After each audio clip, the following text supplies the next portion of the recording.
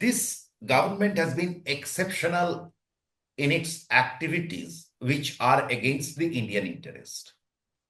Whether it's Ziaur Rahman, Ershad, BNP, Jamaat government in 2001 and 2004, which was the most infamous, that there was open hobnobbing with army, that ISI guys are coming down to Bangladesh, that the so critical, it is a very symbolic that the terrorists of 10 truck arms all case are getting acquittals.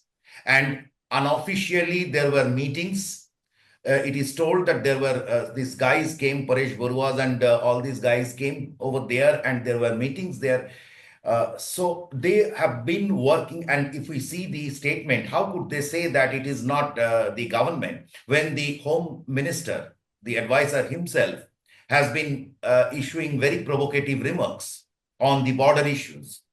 So it has been a case where they are provoking India, and there are many in Bangladesh and in India consider that India is powerless.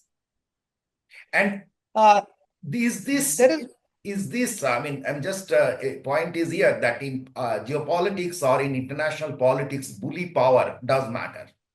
So, I mean, why? I mean, are we right in our options? See, you need to be very clear that government always has more information than you and me have it. But based on the information that you and me have, I personally feel, and these are my purely personal views, that government should do nothing that legitimizes this interim administration. Unfortunately, we have taken some steps which uh, could legitimize this government, like visiting Dhaka, etc., which to my mind could have been avoided. We should not legitimize this government, because one single step by the government of India, whereby we recognize Sheikh Hasina as the Prime Minister of Bangladesh, could unravel this government. Let's be very clear. And there is no doubt that with each passing day, there is a realization that is growing in Bangladesh that India is incapable of doing anything. And that perception is deeply flawed. I think that should not take grounds, because before this turmoil took place, everybody in Bangladesh felt that India could do everything and everything in Bangladesh. So that change of perception will not be good for India in the long term. And that is where I think we need to do something. And we need to do something fast, because procrastination is not an option as far as Bangladesh is concerned. Very nicely put. And you're right. I was being soft in my statements. That is exactly the perception that India can't do anything, and that India is looking up to the US.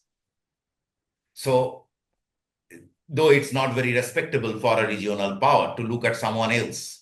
So, Prime Minister is meeting the US President next week. Do you expect, what is your expectation from that meeting? Or do you have any expectation?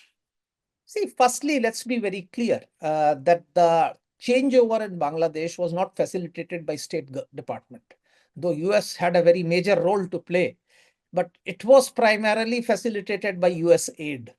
Now, which US aid having been curtailed, there is a problem as far as the interim administration is concerned. Its economic prowess has been actually curtailed. So to that extent, they are under pressure. And one statement from the United States at this stage would have a defining action.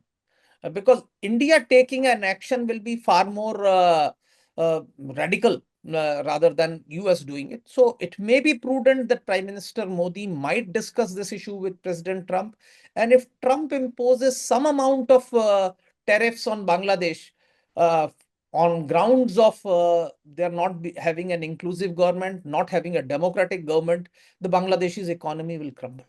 Because please understand, an export-based economy, which is based on one single segment, namely apparels, if actually the orders get cancelled or if there is a tariffs imposed on them, they'll become extremely uncompetitive. So US has an edge as far as that is concerned. Though I am not very optimistic that, considering Trump's short attention span and The manner in which he keeps doing flip-flops, he may take or may not take an action against Bangladesh. But it's a definite positive that he wants to meet the Prime Minister. He's invited Prime Minister for a meeting that shows that in his calculus, India is a very, very important factor. Most people in Bangladesh also realize that President Trump is close to India. I think there is a realization in India's neighborhood that President Trump is close to India more than it is in India. So that factor, India's neighbors perceive that with Trump administration, India would have a major role to play. Now, how much we are able to get is a dependable question. But even if a statement is made by a US envoy or Secretary of State that this is not acceptable, it will create a lot of problem. The interim administration might crumble. One strong statement from the US at this stage against the interim administration saying that elections are a must. Without the elections, we will not be able to allow Bangladeshi imports, or we'll have to impose a punitive tariff or any such statement. One statement alone will bring down Yunus. That's more than certain.